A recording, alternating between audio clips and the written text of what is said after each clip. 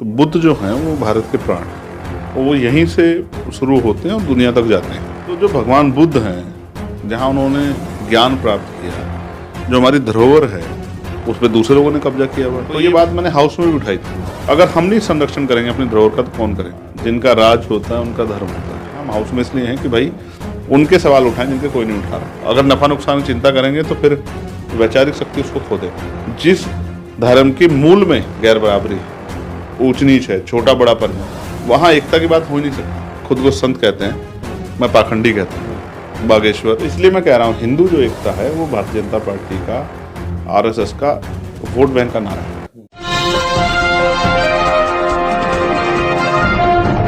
साथियों नमस्कार, मैं हूं नीरज पटेल और आप देख रहे हैं नेशनल जनमत। मेरे साथ आज़ाद समाज पार्टी के राष्ट्रीय अध्यक्ष और नगीना से सांसद चंद्रशेखर आज़ाद जी हैं। सदन में जिस दिन आप शपथ ग्रहण कर रहे थे, आपने नमो बुद्धाय बोला, जय भीम बोला और जय मंडल भी बोला।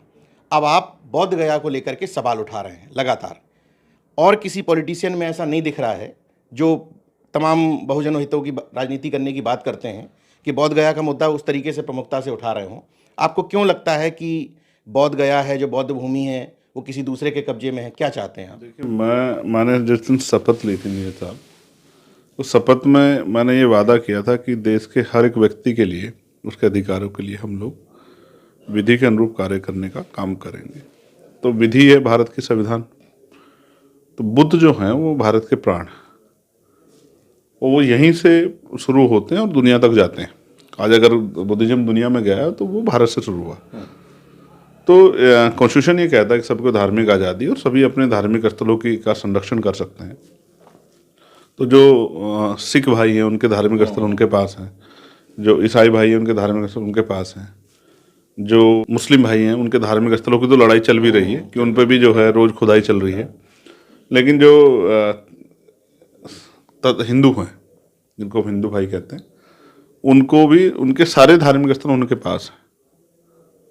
तो जो भगवान बुद्ध हैं, जहाँ उन्होंने ज्ञान प्राप्त किया, जो हमारी धरोहर है, जो एक हमारे लिए शक्ति पुंज या शक्ति स्थल है, जहाँ निर्माण हुआ परिवर्तन का, कैसा कि राजकुमार सिद्धार्थ से भगवान बुद्ध की यात्रा जहाँ हुई है, उस पर दूसरे लोगों ने कब्जा किया हुआ है। तो ये बात मैंने हाउस में भी उठाई थी, हाउस में उठाई, मीडिया के सामने उठाई, और मैंने ट्वीट के माध्यम से भी जो है अपनी बात को रखा। और आज हमारे जो राष्ट्रीय अध्यक्ष हैं भीम आर्मी के, उनकी एक बड़ी टीम वहाँ जा भी रही है, पूरे दिन वहाँ रहेगी। उसके बाद हमने ये भी तय कर लिया है कि हम दिल्ली में भी इसके खिलाफ एक बड़ा प्रोटेस्ट करेंगे, और भी हमने कई चीज़ें तैयार की हैं। अगर हम नहीं संरक्षण करेंगे अपनी धरोहर का तो कौन करेंगे? भाई एक जानवर भी अपने धरोहर का संरक्षण करता है, अपने स्थल का संरक्षण करता है। अब हम इंसान होके नहीं कर सकते? तो ये तो बहुत दिन पहले हो जाना चाहिए था। उसका लीडरशिप कौन करता है, उससे क्या किसको मिलता है, ये अलग विषय है। लेकिन सबसे बड़ा जरूरी ये है कि जिनका धार्मिक स्थल है उनको मिलना चाहिए। आप भी राजनीति में हैं, वोट बैंक की सियासत में आदमी नफा नुकसान देखता है कि हम इसकी बात करेंगे तो ये नाराज हो जाएंगे, ये हो जाएंगे। इसी वजह से ऐसा नहीं है, सदन में बहुत सारे लोग हैं जो आप जैसी सोच रखते हैं, लेकिन हिम्मत नहीं पड़ती यहाँ वहाँ सोच करके। आपको क्यों लगता है इतना इंपॉर्टेंट है ये? मैं समझता हूँ कि मेरी थ्योरी कुछ और है। जिनका राज होता है उनका धर्म होता है। भाई हमारे गुरु कहते हैं राज होगा तो काज होगा। लेकिन मेरा मानना है कि एक ही पटल पे काम करना जरूरी नहीं है। राजनीतिक काम भी करना है, सामाजिक काम भी करना है, धार्मिक काम भी करना है, आर्थिक काम भी करना है, मतलब शक्तिपुंज बनाना है जिससे लोगों के जीवन में परिवर्तन हो। तो नफा नुकसान सोच के अगर मैं वैचारिक विषय से हट जाऊंगा फिर तो राजनीति नहीं कर पाऊंगा। अपनी राजनीति वैचारिक और विषय वस्तु के साथ है। हम किसी धर्म का बुरा नहीं चाहते, किसी धर्म का अपमान नहीं करते। हमारे जो सवाल होते हैं वो तार्किक सवाल होते हैं, और वो सवाल कई बार सवाल करते हैं कि इस धर्म से क्यों नहीं करते। भाई जिस धर्म में हम लोग जन्मे हैं, जहाँ हमने सुधार की कोशिश की, हमने और हमसे पहले बाबा साहब ने, तमाम लोगों ने सुधार की कोशिश की, महापुरुषों ने भी सुधार की कोशिश की, जिसमें लंबे समय से गतिरोध चला आ रहा है, जहाँ एक जो है एक समूह कब्जा बना के बैठा है जो उसमें परिवर्तन नहीं चाहता। तो वही तो सवाल होंगे। लोगों की राजनीति इसीलिए है, हम हाउस में इसलिए हैं कि भाई उनके सवाल उठाएं जिनके कोई नहीं उठा रहा है। अगर नफा नुकसान की चिंता करेंगे तो फिर वैचारिक शक्ति उसको खो देंगे।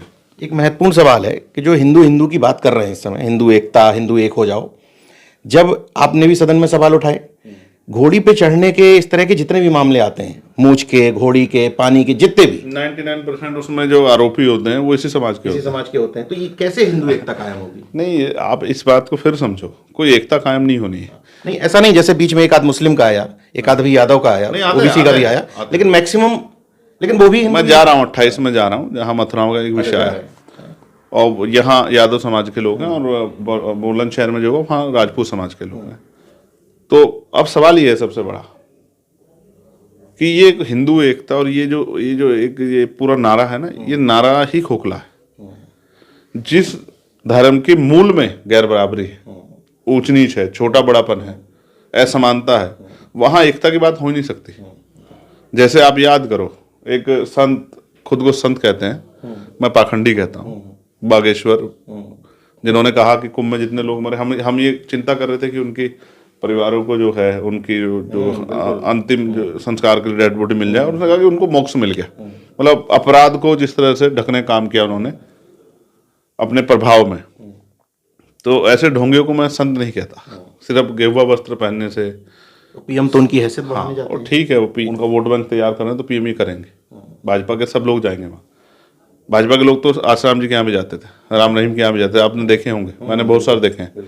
लेकिन मैं आपसे जो कहता हूँ वो विषय वस्तु ये है, जो बागेश्वर है उन्होंने कहा कि जात पात की करो विदाई, उन्होंने एक यात्रा भी निकाली, हिंदू हिंदू भाई भाई। तो मैंने उन्हीं को कहीं से किसी ने मुझे भेजा कि देखो, उन्होंने ही बताया कि जब उन्होंने धार्मिक लोगों से कहा, धार्मिक गुरुओं से कि आओ, तो उन्होंने मना कर दिया कि हम जात पात को हटाने के पक्ष में नहीं। और एक शंकराचार्य ने तो ये भी कह दिया कि भाई अगर आपने हिंदू से, यहाँ मैं सनातन की बात नहीं कर रहा, हिंदू की, अगर हिंदू व्यवस्था से आपने जात पात को हटा दे तो ये तो नष्ट हो जाएगी, ये तो पूरी टिकी है जात पात पे। तो इसलिए मैं कह रहा हूँ हिंदू जो एकता है वो भारतीय जनता पार्टी का, आरएसएस का वोट बैंक का नारा है। जब बाबा साहब के स्पीचेस पढ़ोगे या फूले साहब के स्पीचेस पढ़ोगे तो उसमें आ जाएगा। तो ये तो नया नारा इसलिए आया कि जब वोटिंग राइट मिलने लगे तो ये लोगों को कैसे जोड़ कर रखा जाए। बाकी इन्हीं में से जब लोग पिछड़े वर्ग के लोग आते हैं, उन्हें शिक्षक भर्ती में अपना अधिकार मांगने, तो उनको पिछड़े करके लाठियाँ बजाई जाती हैं, डंडे बजाए जाते हैं। शेड्यूल कास्ट के लोग आते हैं निजीकरण के खिलाफ, या पिछड़े वर्ग के लोग आते हैं तो उनको लाठियाँ बजाई जाती है, या और जो है और किसी राइट्स पे आते हैं तो इनको दलित पिछड़े करके अपमानित किया जाता है। और वैसे ये सब हिंदू है। बारात तो शादियों वाले मामले में देख लीजिए। हम ये स्पष्ट कह रहा हूँ ना कि ये नारा, इसकी देखो, इसकी रूट्स नहीं है, ये हवाबाजी नारा है। जमीन पे अगर आप इस पूरे उसकी बात करोगे, विषय की बात करोगे, हिंदू संस्कृति की, तो आप ये मानोगे, जबकि तो आप ये भी जान लो कि चारों वेदों में हिंदू शब्द का कहीं जिक्र नहीं है। तो फिर भी अगर स्ट्रक्चर को आप मानोगे जिन्होंने बनाया, उन्होंने भी इस बात को माना कि गैर बराबरी रहनी चाहिए। जैसे गांधी जी का वो था कि मैं ये चाहता हूँ कि अछूतों को मैं हिंदू धर्म से अलग नहीं होने दूंगा। वर्ण व्यवस्था के समर्थक थे, और वो कहते थे कि इनकी तरक्की में चाहिए। हाउ कैन पॉसिबल कि आप कह रहे एक आधार पे आप खुद से कह रहे हो कि नीचे लोग हैं, ये छोटी जाति के लोग हैं, इनको शर्म का वो वर्ण व्यवस्था के अनुसार जो है शूद्रों को आप कह रहे हैं इनका धर्म ही सेवा करना है, तो आप उनको कुर्सी पे कैसे बैठा देख लोगे। तो समझने की बात है, हमारे लोग गुमराह किया जा रहा है। अभी भी कुंभ में जितने लोग मरे, कौन मरे? जो पिछड़े और दलित समाज के लोग हैं। अच्छा, जितने मरे आपको लगता है कि सरकार सही संख्या बता रही है? नहीं बता रही है। और क्यों बताए सरकार?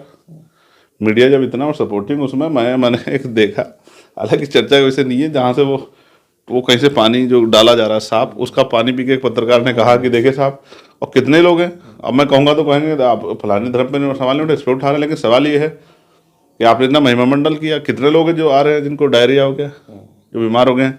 और जो रिपोर्ट्स आई है वो जो इतना एक अच्छा सब जोड़ा है, फीकल की जगह अगर सही तरह से बताओ तुलना करके कि भाई ये जो मल्क जो है, गंदगी, पोटी और ये सब जो है, उसकी मात्रा उसमें पानी में इतनी है कि उससे जो है लीवर डैमेज हो जा रहा है, जो आचमन कर रहे हैं और जो नहा रहे हैं वो भी तमाम तरह की जो है बीमारियों से, चाहे वो डायरिया हो या जो है उस तरह की स्किन इन्फेक्शन हो या इस तरह की चीज़ों से वो जा रहे कर सकते। तो अभी तो ठीक है, धर्म के नाम पे कुछ तो कुर्बानी देनी चाहिए। भगवान ऐसे थोड़ा ही मिलेंगे। भगवान तभी खुश होते हैं ना जब हम लेट के जाते हैं, हम दौड़ के जाते हैं, हम इस तरह का आचरण करते, तभी होते हैं। जिनके भगवान ऐसे खुश होते हैं उनको ऐसा करना चाहिए। हमारे जो हैं वो मन चंगा तो कटौती में गंगा, वो तो आप कर्म अच्छे करो, उसी से खुश होते हैं।